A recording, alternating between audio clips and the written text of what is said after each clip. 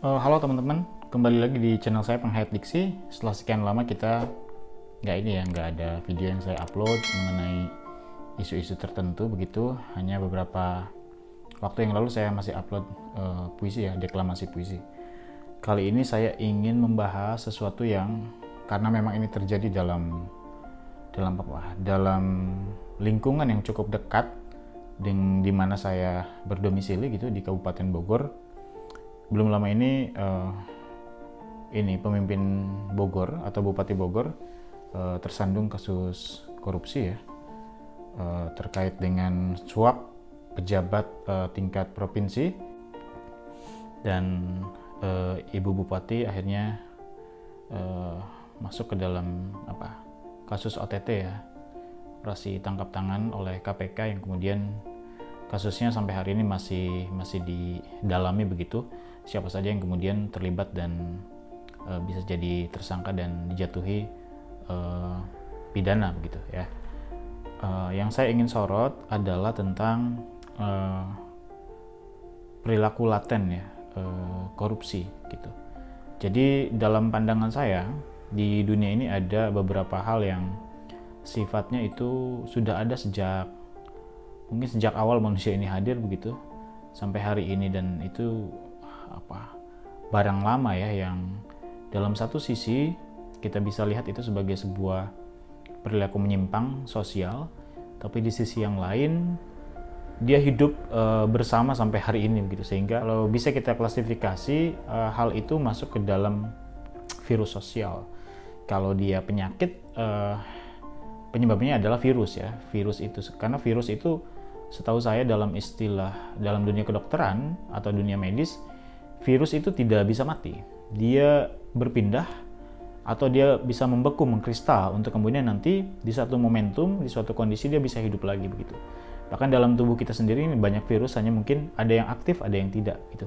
Sehingga bagi saya perilaku korupsi adalah salah satu dari beberapa perilaku lain yang sudah menjadi virus sosial. Misalnya perilaku menyimpang lain adalah seks ya, sex abuse gitu, penyalahgunaan gender, di mana laki-laki seolah-olah selalu lebih berkuasa di atas perempuan dalam masalah seks, sehingga misalnya laki-laki bebas misalnya melakukan berbagai hal yang sifatnya seksual, namun perempuan tidak begitu. Dan prostitusi menjadi salah satu bisnis paling tua di muka bumi ya, di sepanjang sejarah manusia itu ada. Begitupun korupsi, itu sama bagi saya, dia virus sosial yang kemudian bukan dalam rangka pesimis melihat evolusi peradaban, tapi memang lebih ke dalam konteks realistis bahwa korupsi memang tidak bisa sepenuhnya untuk hilang. Kalau diminimalisir mungkin ya, itu pun dengan effort yang harus kuat ya gitu. Sehingga misalnya perilaku korup di negara-negara beradab, katakan misalnya Amerika, Cina, Jepang, Inggris, dan negara lainnya yang sudah memiliki kemapanan bernalar, kemapanan finansial, sehingga mereka bisa lebih rasional dalam berpikir begitu. Itu pun masih banyak, meskipun memang sifatnya atau intensitasnya itu lebih di bawah dibandingkan kita. Kalau mau merujuk sedikit misalnya dengan perilaku pejabat negara ini maksudnya ya, sebelum nanti kemudian akhirnya juga ke pejabat tingkat daerah sekelas bupati, bahkan ke tingkat kecamatan sekelas kecamatan yang lain. Bupati Bogor hanya satu dari sekian banyak mungkin yang terbongkar. Namun saya yakin yang tidak terbongkar juga masih sangat banyak begitu, karena memang perilaku korup ini dia memiliki kecenderungan ketika memang seseorang itu memiliki kekuasaan sosial di atas rata-rata untuk kemudian bisa melakukan hal-hal yang sifatnya menyimpang begitu ya. Meskipun variabelnya nanti akan sangat banyak ya, entah itu kepentingan personal, kepentingan kelompok, atau mungkin kepentingan yang lebih besar dari itu gitu ya. Misalnya di kasus pejabat tinggi negara sekelas presiden, kita paham bahwa sejarah memperlihatkan, terutama pasca Orde Baru, bahwa Soeharto dan keluarga beserta kroninya itu mengkorupsi APBN itu sekian triliun begitu. Sekalipun memang kalau dalam ungkapan hari ini misalnya mereka yang oposisi dengan Jokowi selalu bilang enak zamannya Soeharto, segala hal tampak lebih murah begitu ya, terasa lebih murah segala macam. Tapi memang mereka tidak paham pada zaman dulu Soeharto melakukan sebuah subsidi. Artinya harga-harga pangan itu bisa murah karena negara bayar, negara bantu bayar. Nah, bantu bayarnya itu banyak. Salah satunya adalah berhutang gitu ya. Sehingga seolah-olah masyarakat senang, tapi dia gini ya, mereka itu dikasih makan, namun di saat yang bersamaan itu ada bom yang dinyalakan begitu, menunggu waktu untuk kapan meledak. Dan kira-kira hutang Indonesia hari ini adalah salah satunya adalah akumulasi dari itu ya, sehingga bersih-bersih dapurnya lama begitu, sampai presiden kesekian pun nggak bisa bayar utang negara. Apalagi misalnya agreement dengan pihak luar Indonesia yang kemudian merugikan juga banyak pada zaman Soeharto. Misalnya Freeport sampai hari ini pun akhirnya nggak bisa juga kita benar-benar merdekakan itu kasus itu, bahkan sampai sejauh itu begitu. Nah, untuk korupsi itu saya hanya berpikir kalau korupsi itu memang sesuatu yang tidak bisa dibunuh, tidak bisa mati dia, paling tidak kita bekukan, kan gitu. Seperti halnya virus, atau mungkin terminimalisir, misalnya daya jangkitnya, radiusnya, nominalnya, itu semua semakin terminimalisir. Sekalipun saya cukup percaya bahwa memang korupsi tidak bisa hilang ya. Selama dialektika kehidupan ini ada, saya kira korupsi tidak bisa hilang. Namun intensitas dan daya rusaknya itu bisa kita kurangi. Dalam buku Kuasa Uang, Politik Uang di pemilu yang ditulis oleh Burhanuddin Muhtadi, itu ada salah satu mantan anggota dewan DPR RI ya, mantan menyebutkan bahwa dia menyatakan bahwa potong telinga saya atau iris telinga saya jika ada pejabat di negeri ini yang tidak melakukan korupsi, gitu. Itu kesaksian langsung. Ya mungkin dia juga melakukan, kita nggak ingin menelusuri itu lebih jauh. Artinya itu sekelas pejabat pemerintah pusat itu menyatakan demikian. Artinya dia berpendapat mungkin terdengar pesimistis, tapi dia empiris melihat itu, sehingga dia argumentasi itu merupakan akumulasi dari seluruh kumpulan empirisme dia selama mungkin menjadi pejabat, sehingga melihat optimisme bahwa korupsi bisa berakhir itu akan sangat sulit ya, seperti misalnya berharap ikan di laut untuk bisa terbang ke bulan gitu. Nah, yang menarik dan saya ingin soroti adalah definisi tentang korupsi ini bagaimana gitu. Bagaimana para koruptor memahami korup itu gimana gitu. Karena kalau pandangan awam saya misalnya, sipil yang tidak terikat dengan birokrasi pemerintahan, yang namanya korupsi itu mengambil hak milik orang lain, milik pihak lain, milik kelompok lain, milik lembaga lain, dengan cara misalnya mengambil sebagian dan memberikan bagian yang lain. Porsinya yang namanya korupsi dalam kacamata awam saya sebagai seorang sipil, misalnya ada donasi ke ke pembangunan jalan misalnya dari seorang pengusaha sebesar 100 juta misalnya, kira-kira begitu. Nah, misalnya ada seorang camat misalnya menjadi penanggung jawab pembangunan jalan tersebut karena memang itu masih ada di wilayah yang dia pimpin sebagai camat. Nah, oknum camat ini melakukan tindakan korupsi. Dalam uang 100 juta itu, dia mencoba untuk menganggarkan pembangunan jalan sebesar misalnya 100 juta. Tapi kemudian itu sudah di markup. sudah dilebihkan dari asumsi dasarnya bahwa pembangunan jalan, katakan ya, bisa dipenuhi dengan anggaran misalnya 80 juta. Jadi dia memarkup dari kebutuhan dasarnya 80 juta, dia markup menjadi 100 juta, sehingga ketika ada donasi dari seorang pengusaha mengeluarkan 100 juta, asumsinya adalah jalan itu selesai gitu. Nah, ternyata ketika pada praktiknya si camat itu mengalokasikan 80 juta itu untuk menyelesaikan dan selesai. Artinya dia masih punya keuntungan 20 juta yang coba dia manipulasi begitu, sehingga diambil 20 juta, tapi jalan itu selesai. Nah, hari ini banyak sekali kasus korupsi tidak berjalan dengan formulasi demikian. Namun formulasinya itu banyak dibalik. Misalnya, kebutuhan anggaran pembangunan sekolah itu membutuhkan dana sekitar 8 miliar misalnya. Kalau dalam kacamata normal, sebetulnya korupsi tidak normal ya, itu perilaku yang sudah abnormal. Namun dalam keumuman kasus korupsi, dari 8 miliar mungkin diambil 1 miliar, sehingga tersisa 7 miliar, itu kemudian dialokasikan untuk pembangunan sekolah.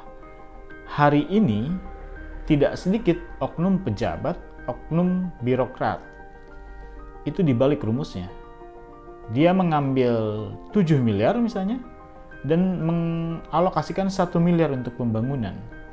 Sehingga perencanaan matang yang membutuhkan dana 7 miliar itu harus diturunkan, terutama dalam hal kualitas bangunannya, kualitas materialnya. Misalnya yang tadinya semen dengan grade 1 terbaik misalnya di wilayah itu, dia turunkan jadi grade 10 atau bahkan grade 11. Sehingga nanti akan berpengaruh terhadap konstruksi bangunannya dan daya tahan bangunan itu sendiri. Sehingga sekolah dengan anggaran 7 miliar yang diketahui publik ya, tentu termasuk yang diketahui oleh donatur, itu bisa bertahan dalam rentang waktu 15 sampai 20 tahun misalnya. Tapi karena dikorupsi sedemikian rupa banyak, dengan anggaran 1M itu, maka kualitas konstruksi bangunannya itu bisa bertahan mungkin kurang dari 2 tahun. Dan kembali ada yang rusak, bahkan mungkin sebagian kelas ambruk. Itulah kenapa definisi korup di mata koruptor mungkin akan sangat berbeda dengan definisi korup dalam kacamata keumuman kita yang melihat bahwa korupsi adalah mengambil hak. Tapi kalau dalam kacamata koruptor, korupsi adalah merampok. Sekalian dirampok aja semuanya. Sehingga kalaupun ada sisa ya nggak apa-apa, kalaupun nggak ada sisa nggak apa-apa juga. Nah, ini kasus ini yang kemudian bila ini diteruskan sampai pada tingkat strata sosial kemasyarakatan yang paling bawah, misalnya sampai tingkat RT RW, misalnya ada donatur yang ingin membangunkan rumah seorang yang kurang mampu, itu dialokasikan harga 500 juta misalnya. Nah, dikorupsi sama oknum pejabat setingkat desanya, misalnya sama kadesnya diambil 200 ya. Terus sama untuk menutup informasi lah gitu, uang dengar gitu ya. Itu ditutup juga kepala seksi apa, kepala bidang apa di tingkat desa itu misalnya 50. Kemudian sampai turun ke tingkat RT, oknum RT-nya juga ditutup juga. Ya, kira-kira sisanya itu hanya sekitar 70 juta untuk membangun rumah orang yang tidak mampu itu. Itu ironis. Sehingga kalau ini di segala skala kelembagaan negara sampai pada perilaku yang paling di lingkup yang paling kecil di desa, di kehidupan yang sangat kecil antar rukun tetangga begitu, ini akan berdampak fatal secara makro ya. Sehingga akan mempengaruhi pembangunan nasional itu sendiri. Misalnya jalan-jalan ya, protokol yang harusnya memiliki kualitas 30 tahun dengan keindahan estetika sedemikian rupa menyamai Tokyo, menyamai Korea Selatan misalnya. Namun pada tahap penyelesaiannya itu bahkan tidak bisa menyentuh target 20% saja tidak. Jadi dari imajinasi para donatur itu 100%-nya adalah kawasan yang megah, eksotis, kuat, kemudian indah. Ternyata pas jadi itu jauh dari ekspektasi itu. Ini yang kemudian bagi saya adalah virus yang sangat mematikan, bahkan dibanding misalnya peperangan antar negara sekalipun. Karena kalau peperangan antar negara, clear kita melihat musuh secara nyata, kita bersiap diri secara lebih awas. Namun perilaku dan tabiat korupsi ini bias, kecuali memang ada sebuah kesalahan internal di tim koruptornya, sehingga yang satu mungkin merasa tidak mendapatkan hak, bukan mendapatkan hak ya, tidak mendapatkan uang panas yang sama besar dengan teman yang lain, sehingga dia merasa iri dan dia bocor ke orang. Nah itulah yang seringkali oknum-oknum koruptor pejabat di negeri ini mungkin bagi-baginya kurang rata. Mungkin dia bagi-bagi lebih kuat kepada tim di lingkarannya, dan dia lupa ada banyak pihak yang terlibat sekalipun itu jauh dari lingkarannya, sehingga ya bisa saja ada aduan semacam itu ya. Sehingga saya kira perilaku korupsi ini kalau diteruskan seperti ini, nampaknya memang Indonesia akan cukup ngos-ngosan ya untuk kemudian bisa mengejar ketertinggalan peradaban yang notabene sudah dipimpin terlalu lama oleh kelompok barat gitu ya. Sehingga Indonesia yang digadang-gadang memiliki potensi demografi yang sangat menarik, sumber daya alam yang masih sangat kaya, ini akan menjadi kepingan ketika memang bom sosial dari berbagai macam variabel ini, salah satunya adalah korupsi, ini meledak. Sehingga ekspektasi kita tentang Indonesia yang madani, Indonesia yang makmur, sentosa, aman, sejahtera, saya kira memang agak sulit untuk diraih gitu ya. Sehingga kita harus memiliki standar kesadaran yang sama melihat kejahatan itu di tingkat mana yang bisa kita pahami bareng. Tapi kalau itu keluar dari kesepakatan tentang definisi itu, maka itu menjadi sebuah kejahatan luar biasa gitu ya, karena akan berdampak sangat besar terhadap lebih banyak orang. Sehingga kasus korupsi saya kira di Indonesia kalau memang ini terus diwariskan, khususnya dalam lingkup politik, kebijakan yang kemudian akan sangat beririsan dengan dialektika politik, itu akan menghambat terlalu banyak hal gitu ya. Sehingga apapun yang coba direncanakan untuk diraih di masa depan terkait dengan mimpi bangsa ini, itu akan selalu sulit gitu. Jadi pejabat negeri ini sudah saatnya untuk berpikir menggeser hasrat, desire kejahatannya untuk bisa dibagi presentasinya dengan kepentingan publik. Kepentingan publik itu tidak hanya kolega, keluarga, tidak hanya itu, tapi juga orang-orang yang kemudian bisa bersumbangsih untuk eksistensi bangsa dan negara ini. Karena kalau negara kita sudah hancur lebur, pecah, di mana lagi kemudian bisa ada perencanaan keuangan? Di sumber mana lagi Anda bisa motong-motong kue seperti itu? Saya tetap korupsi itu tidak bisa diterima, namun pada realitasnya juga tidak bisa mati. Sehingga yang bisa kita lakukan adalah meminimalisir dan mencoba memantik kesadaran para oknum untuk kemudian ya udahlah, kalau emang lu segitu bejat dan itu urusannya dosa secara vertikal lu dan Tuhan, tapi boya jangan rugiin terlalu banyak orang di bumi gitu, karena dampaknya fatal. Bila bom waktu itu meledak, satu-satunya ekses dari semua itu adalah chaos. Sehingga orang bisa saling membunuh atas dasar kemuakan, atas dasar realitas yang tidak bisa mereka hadapi. Itulah kekacauan yang terjadi di banyak negara yang disebabkan oleh pemimpin-pemimpinnya yang tidak amanah begitu. Sehingga bagi saya, momentum pemilu, momentum pileg, momentum demokrasi besar lainnya itu adalah refleksi kritis kita untuk menilai masih bisa nggak kita lanjutkan misalnya tokoh-tokoh ini atau kelompok ini atau circle ini masih baikkah kita untuk memberikan mereka kesempatan kedua, ketiga. Saya rasa itu menjadi catatan kritis kita bersama ya, untuk kemudian tidak sesembrono itu dalam momentum politik, karena itu menentukan kebijakan dan regulasi yang sangat panjang, milestone pemerintahan dalam beberapa tahun ke depan gitu ya. Kalau setiap kepemimpinan misalnya berebut bukan untuk berebut gagasan membangun daerahnya masing-masing, namun berebut untuk rebutan kue demi menghidupkan kolega, keluarga, dan regenerasi korup di bawahnya, saya kira memang itu sudah semakin tidak menarik begitu. Sehingga bagi saya adalah kuncinya di atas segala hal yang pernah kita ketahui di bumi ini adalah tentang kemanusiaan. Itu menjadi dasar dari apapun yang coba ingin kita proyeksikan ke depan, coba ingin kita laksanakan, kegiatan apa, diskursus apa, semua sebetulnya harus bermuara pada titik kemanusiaan itu sendiri, karena satu-satunya spesies yang mampu menjaga kelestarian planet ini, bahkan kelestarian multi semesta, atau bahkan menghancurkan seluruhnya sekaligus, itu bernama manusia.